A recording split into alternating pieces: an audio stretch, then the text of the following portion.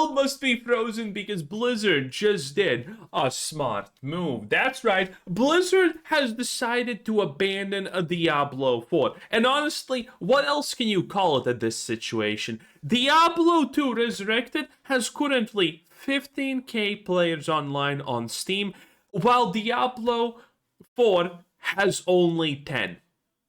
Slightly more than 10, but it's still 10. Yes, it's not even close. And I can already hear the Diablo 4 fanboys in the comments, but actually, most of the player base for Blizzard games is on Oh, wait. Both of these games are Battle.net games. What now? What now? What now?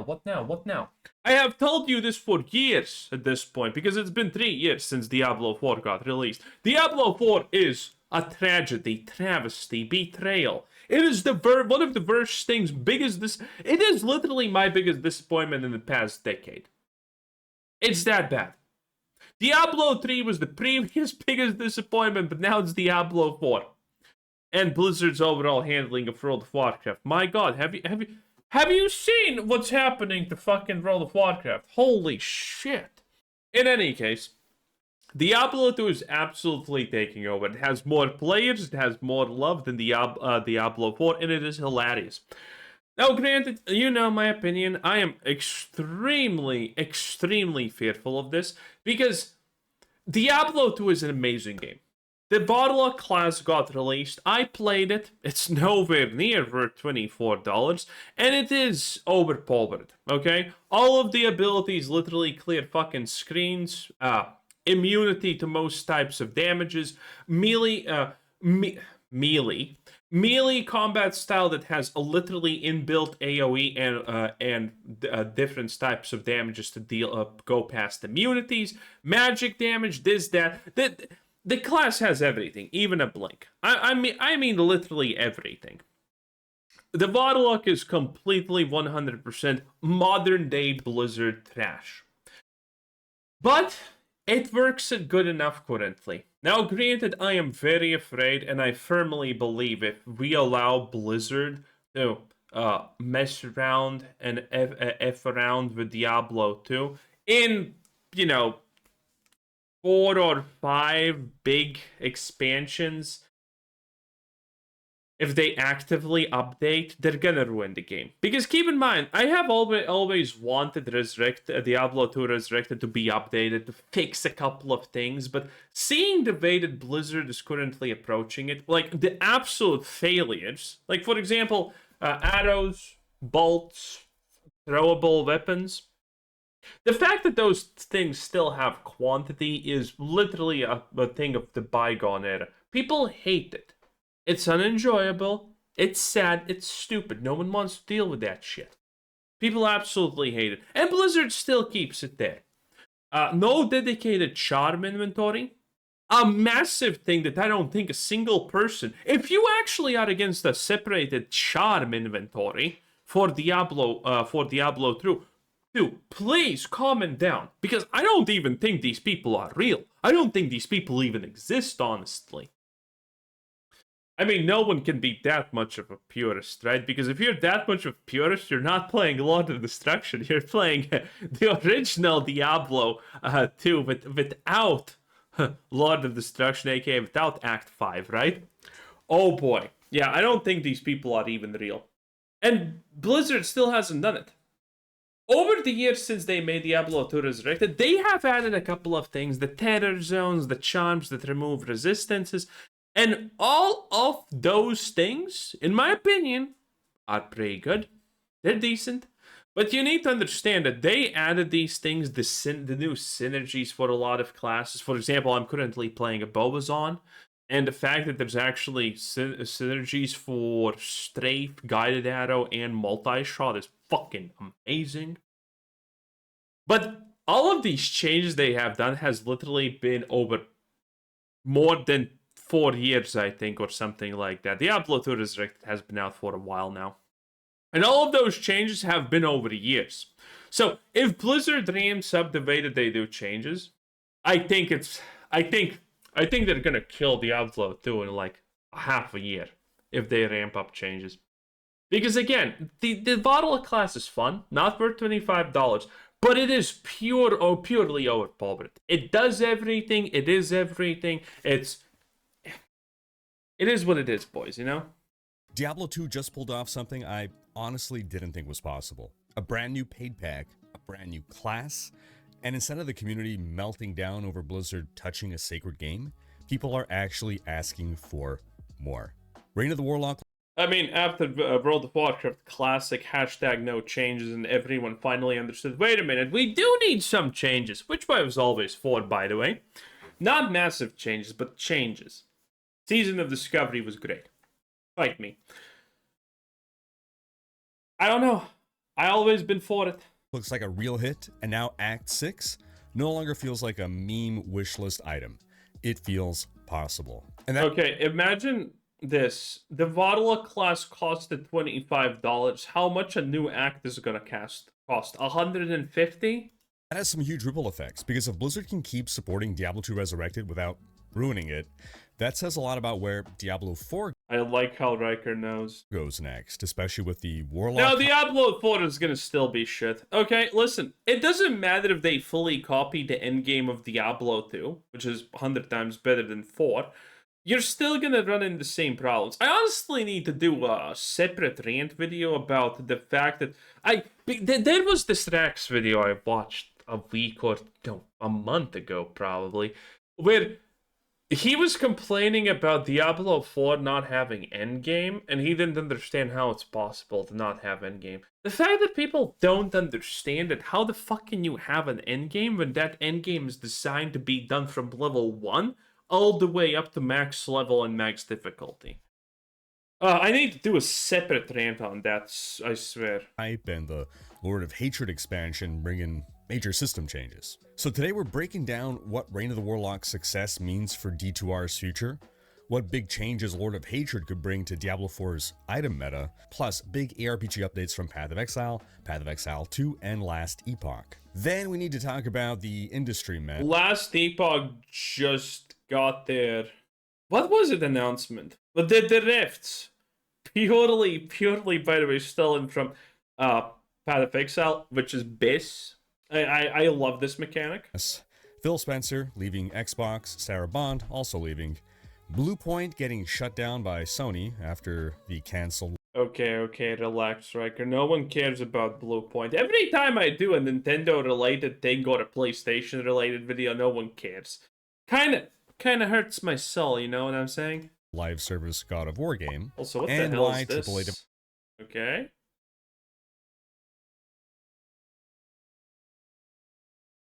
Development is starting to look completely unsustainable. Hey folks, this is Riker, and I dig into ARPG and gaming news so that you can spend more time playing games. Timestamps below to skip ahead to different topics. Starting with Diablo news, we're a bit more than a week into Diablo 2's Reign of the Warlock pack, and it seems like it's been a resounding success. On Steam, D2R Infernal Edition, which comes bundled with the Reign of the Warlock, has very positive reviews. Yeah, makes sense. 89% positive.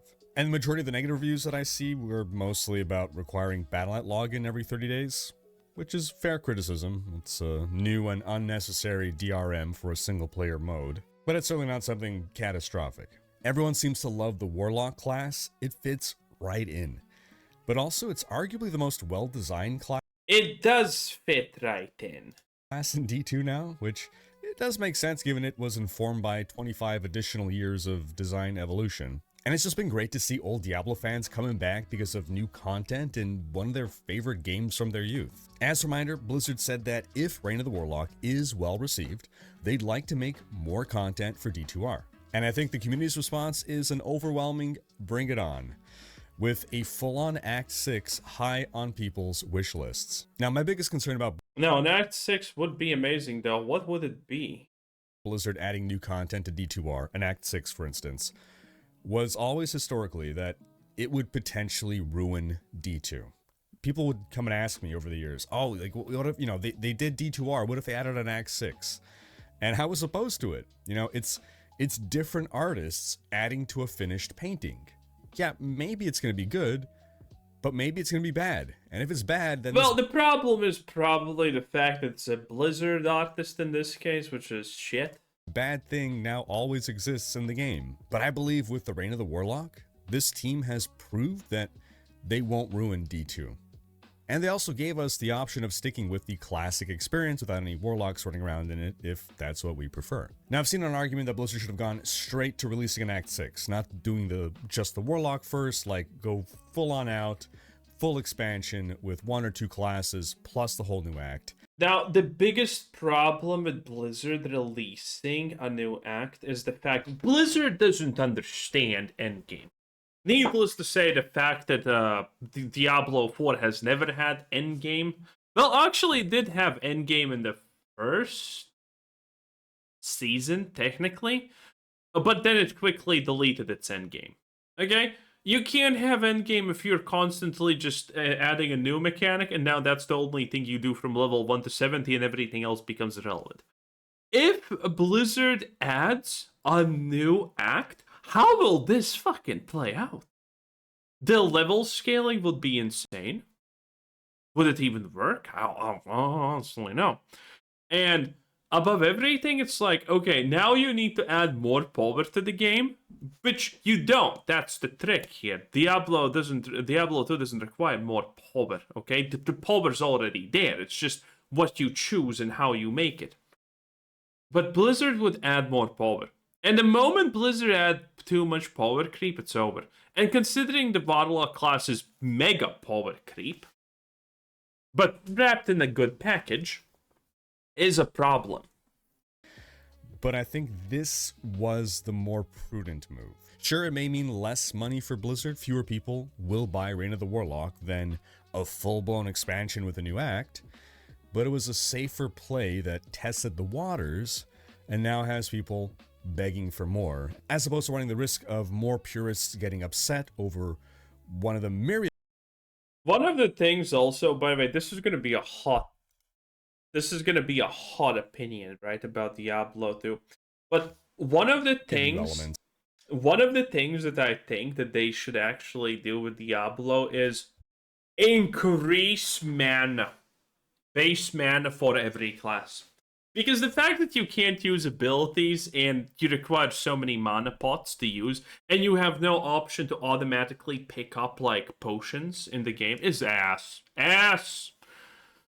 So if you just boost every class's mana regeneration by, like, 4, baseline 4, I think we're in a decent position. Mana burn is still dangerous and whatnot, but, you know, at least it's a better position. It's a more enjoyable game. It's more fluent. Because let's be real, mana management is not a skill in Diablo 2. It's just about clicking a mana fucking pot. And there you go. And I think if we fixed that, we gave a bigger mana pool for classes, or more regeneration, or maybe a mix of both or whatever, it would be a lot better. Or we rework the energy stat entirely, which is also a thing that could honestly work, I feel. That a new act would bring, whether they're upset at the new classes, or upset at the new story, or upset at the new monsters in the new act, or the new areas in the new act. And if Blizzard continues to support D2R with more content, then it further validates the decision to push Diablo 4 away from the D2 direction and more towards the arcadey D3 direction.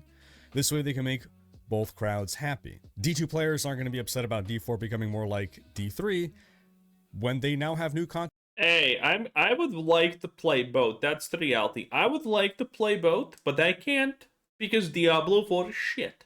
In D2 to play. Oh, and I saw a suggestion that we should be able to see our bound demon at the character selection menu for a Warlock. That'd be a nice touch. On the Diablo 4 side of things, the D2R Warlock has hyped people even more for the D4 Warlock, which seems it'll share some similarities. God, it's gonna be such a fucking disappointment. It's gonna be such a disappointment, isn't it? With D2Rs, but also be substantially different, given that the class in D2R, Diablo Immortal, and D4 are meant to represent the Warlock at different stages of its evolution. Now, other substantial changes coming to D4 with the Lord of Hatred expansion is the skill tree overhaul, which removes all passives and now lets us put 12 points into a given skill instead of just 5. This should serve to really shake up the mythic meta. Shroud of... how does that make a difference? You're just exchanging damage for damage. False Death, which is best in slot for basically every build right now because it gives +1 to every passive, translating into an enormous amount of power. Basically, that's going to need to be reworked entirely in Lord of Hatred. So it could end up being crap, it could be mediocre, maybe it'll still be best in slot for some builds, who knows.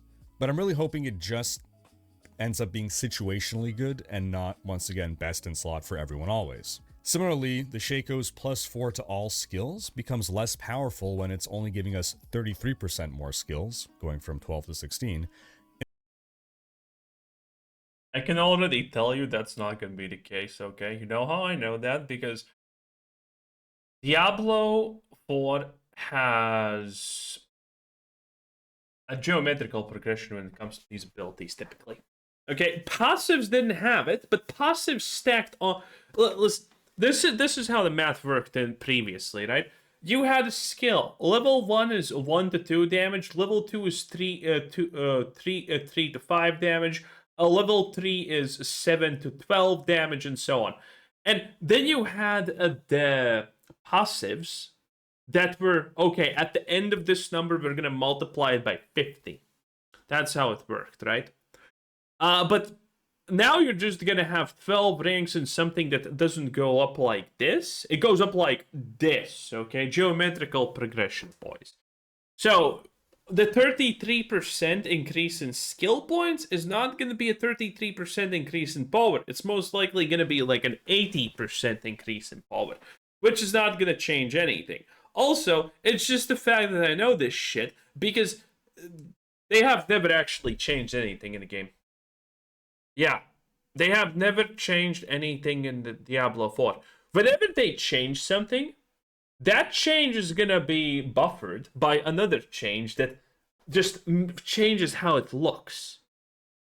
It's gonna end up being the same number. It's gonna end up being the same thing. It just changes how it looks. They remove the passive buffs and increase more ability points that you can put into something, but it still end up being the same number. Instead of 80% more skills, going from 5 to 9. I'm sure it'll still be best in slot for some builds, maybe even many, but I imagine other uniques will become more competitive for that slot. Now, I was disappointed initially to see that D4 was not getting the same kind of dedicated stash tabs that D2R is getting. They're phenomenal, right? Dude, you need to load everyone's stash tabs. That's a lot of work. So it'd be great to have in D4 a dedicated rune tab, a dedicated activity key tab. Lamau. And while I still would prefer to get those, jumping back into D2 made me appreciate all the quality of life inventory updates D4 already has relative to D2. Like, fucking what? All the item stacking, dedicated inventory tabs, gem fragments not taking up any space at all. But while... Yeah, but you don't get that many gem fragments in Diablo 2. Maybe not a top... It's a complete non-issue. ...priority, even more stash quality of life would be great. Then some Path of Exile news. We got a teaser for the upcoming expansion, Mirage. They'll do the full reveal on February 26th at 11 a.m. on Twitch, and the Q&A portion will feature Mark and Octavian, which suggests Jonathan is busy with PoE 2 and maybe is letting Mark fully handle Division! PoE 1 now. It also seems like Octavian did have a big part to play in this expansion. Now, what do you folks gather from the teaser? Okay, we're not gonna go into that one. Oh, man. What a time to be alive, huh? What a time, boys. Diablo 2 is overperforming Diablo 4. I love it. I love to see it. Anyway, have a nice day. Bye.